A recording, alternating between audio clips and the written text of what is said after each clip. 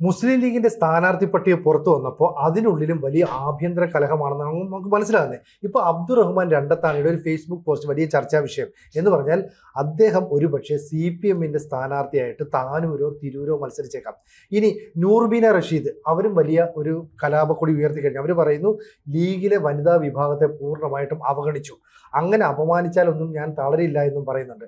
അപ്പോൾ അവിടെ നിന്നും ഇവിടെ നിന്നും ഒക്കെ തന്നെ പല മുറുമുറുപ്പുകൾ, കൂടാതെ സിറ്റിംഗ് MLA-മാരായ 6 പേരെ ഒഴിവാക്കുകയും ചെയ്തു. ലീഗ് ഒരു മികച്ച വിജയം നേടുമെന്ന് കരുതാവോ?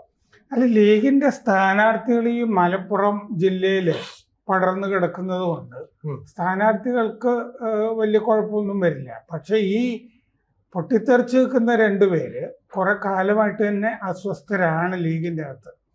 നൂർബിന റഷീദ് മുമ്പ് ഈ സ്ത്രീകളെ നിർത്തുന്നുണ്ടായിരുന്നു ഇല്ല. അപ്പൊ അതിനെതിരെ തന്നെ നൂർബിന റഷീദ് ദേശീയ സെക്രട്ടറി അവര് നിരന്തരം ശുഭിത ആവുന്നുണ്ടായിരുന്നു. അപ്പൊ കഴിഞ്ഞ തവണ കോഴിക്കോട് അല്ലേ സൗത്തില് നിർത്തി തോൽപ്പിച്ചു. ലീഗുകാരൊക്കെ തിരിച്ചു വോട്ട് ചെയ്യുകയൊക്കെ ചെയ്തു. അപ്പൊ അന്നും അവര് അസ്വസ്ഥയാണ്. ഇപ്പൊ എന്താന്ന് വെച്ച് കഴിഞ്ഞാല് അവർക്ക് സ്ഥാനാർത്ഥിയാകാമായിരുന്നല്ലോ, അവർക്ക് സ്ഥാനാർത്ഥിത്വം കൊടുത്തില്ല.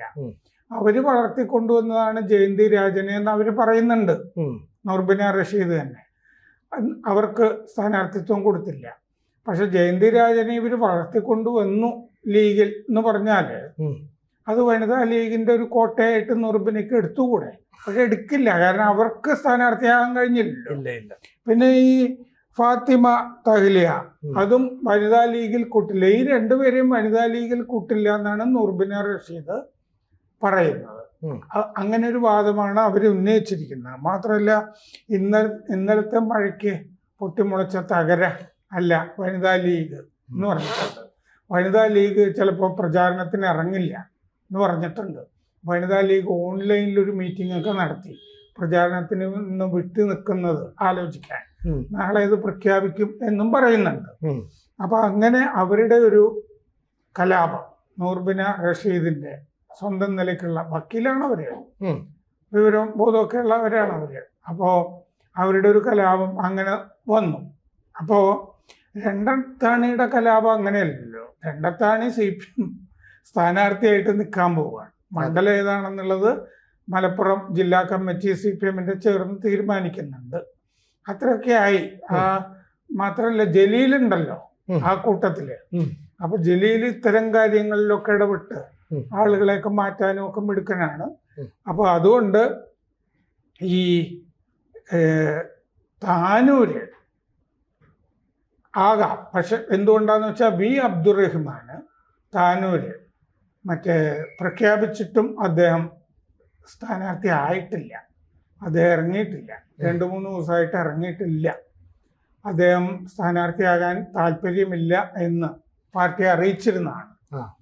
താനൂര് താല്പര്യമില്ല എന്നുള്ളതായിരിക്കും. കാരണം കഴിഞ്ഞ തവണ 985 വോട്ടിനല്ലേ PK ഫിറോസ് തൊട്ട് മുമ്പ് ഈ അബ്ദുറഹ്മാൻ രണ്ടത്താണിയായിരുന്നു എതിരാളി. അപ്പൊ ഈ 2 തവണ മത്സരിച്ചുകൊണ്ട് ഇനി അവിടുത്തെ ഒരു കളം മനസ്സിലായിട്ടുണ്ട് അബ്ദുറഹ്മാൻ, അതായിരിക്കാം. അതാണ്. അപ്പൊ അദ്ദേഹത്തിന് താല്പര്യമുള്ള മണ്ഡലങ്ങൾ വേറെയൊക്കെ ഉണ്ടായിരുന്നു. താനൂരിൽ താല്പര്യമില്ലെങ്കിലും വേറെ മണ്ഡലം തിരൂര് അങ്ങനെ ഏതെങ്കിലുമൊക്കെ കൊടുത്തിരുന്നെങ്കിൽ പോയി മത്സരിക്കുമായിരുന്നു. അപ്പൊ ചോദിച്ചത് കിട്ടിയിട്ടില്ല, അതുകൊണ്ടാണ്. പിന്നെ ഇയാൾക്ക് താല്പര്യം, രണ്ടത്താണിക്ക് താല്പര്യം തിരൂരങ്ങാടിയാണ്. അതാണ് തിരൂരങ്ങാടി സ്പെസിഫിക് ആയിട്ട് മെൻഷൻ ചെയ്യുന്നുണ്ട്.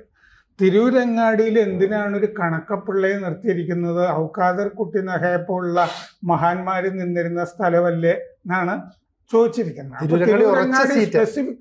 ഉറച്ച സീറ്റാണ് മുസ്ലിം ലീഗിന്റെ.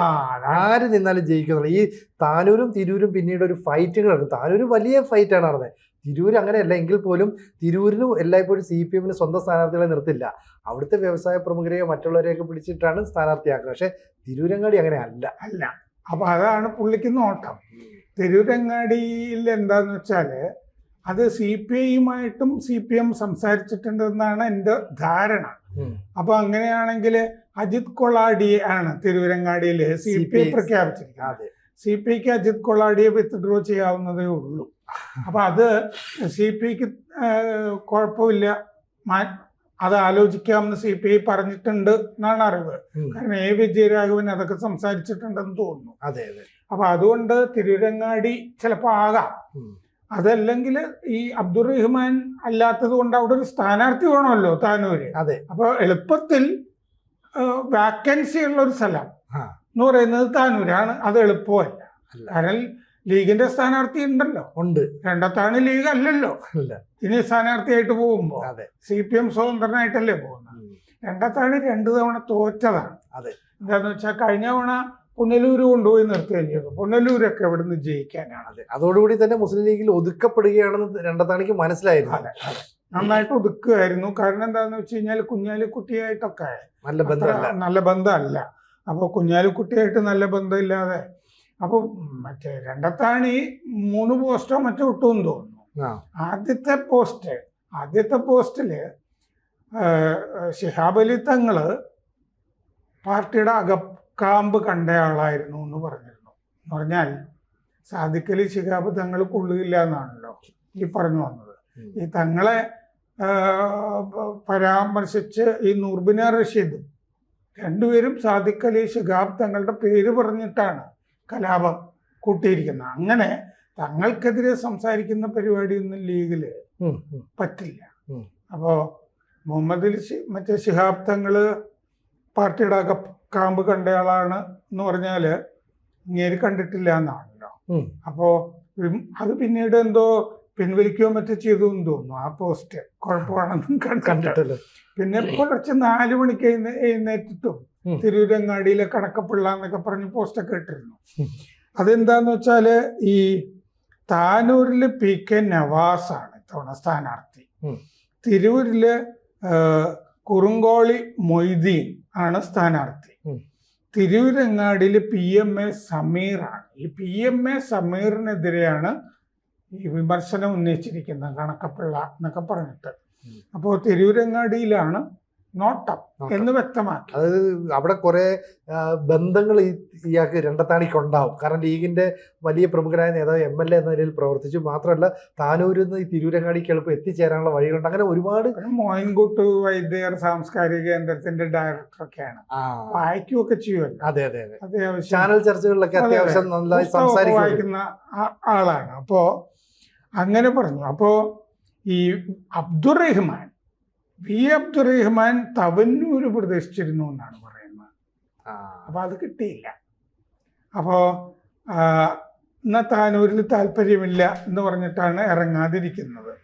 നിന്നാൽ തോറ്റു പോകുന്നുള്ളൊരു തോന്നലാണ് അങ്ങേർക്ക് ഇപ്പോൾ ഉള്ളത്. രണ്ടത്താണി പറയുന്ന ഇപ്പോൾ 64 വയസ്സായി. ഇനി ഒരു ഊഴം ഉണ്ടാവുമെന്ന് തോന്നുന്നില്ല. അതുകൊണ്ട് മുസ്ലിം ലീഗ് പരിഗണിക്കേണ്ടതായിരുന്നു. അപ്പോൾ അങ്ങനെ ചെയ്തിട്ടില്ല. മറ്റേ ഈ അബ്ദുറഹിമാനോടാണെങ്കിൽ താനൂരിൽ തോറ്റ് കഴിഞ്ഞതാണ്. അപ്പോൾ അബ്ദുറഹിമാൻ തന്നെയാണ് അവിടെ നിൽക്കുന്നതെങ്കിൽ താനൂര് രണ്ടത്താണി CPM മറ്റേ കാൻഡിഡേറ്റ് ആകാൻ പറ്റില്ലല്ലോ. മാത്രമല്ല ഒരു തവണ തോറ്റ് കഴിഞ്ഞതുമാണ്. അപ്പോൾ താനൂരിൽ 2021 ഫിറോസിന് 69,000 അല്ലേ ചില്ലുവാനം വോട്ട്. മറ്റേ അബ്ദുറഹിമാന് 70,704 വോട്ട്. ഫിറോസിന് 985 വോട്ട് മറ്റേ വ്യത്യാസം വന്നു. അങ്ങനെയാണ് അബ്ദുറഹിമാൻ ജയിക്കുന്നത്. 2016 അബ്ദുറഹിമാന് 64,472 വോട്ട്. രണ്ടത്താണിക്ക് 59,554 വോട്ട്. 5,500 വോട്ടിന്റെ വ്യത്യാസമുണ്ട് അവിടെ.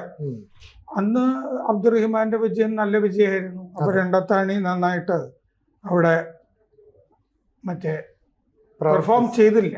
അതാണ് പ്രശ്നം. അപ്പൊ ഈ പറയുന്ന ലീഗിലെ ഈ പ്രശ്നങ്ങൾ, തർക്കങ്ങൾ ഇതൊക്കെ തന്നെ പറഞ്ഞു തീർക്കാൻ കഴിയുമെന്നാണ് അവരുടെ സംസ്ഥാന അധ്യക്ഷന്റെ നിലപാട്. എന്തായാലും ഈ ഒരു 2-3 ദിവസത്തിനുള്ളിലെ ചിത്രങ്ങൾ കൃത്യമായിട്ട് കലങ്ങി തെളിഞ്ഞ് വരികയില്ല. പറഞ്ഞു തീർക്കാം എന്നൊക്കെ ഈ PMA സലാമും ഒക്കെ പറഞ്ഞിരുന്നു. അല്ല, അത് പറഞ്ഞു നീക്കാൻ പറ്റില്ലല്ലോ. കാരണം എന്താന്ന് വെച്ചാൽ ഇപ്പൊ സ്ഥാനാർത്ഥികളെ പ്രഖ്യാപിച്ചു 25 മണ്ഡലങ്ങളിലേക്ക്.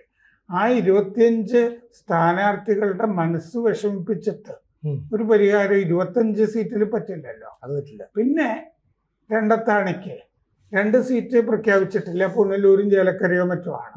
അവിടെ പോയി വേണമെങ്കിൽ രണ്ടത്താണിക്ക് നിൽക്കാം. അതാണല്ലോ പരിഹാരം എന്ന് പറയുന്നത്. പുനലൂര് വേണമെങ്കിൽ പോയി നിന്നിട്ട് വീണ്ടും തോൽക്കാം അല്ലേ?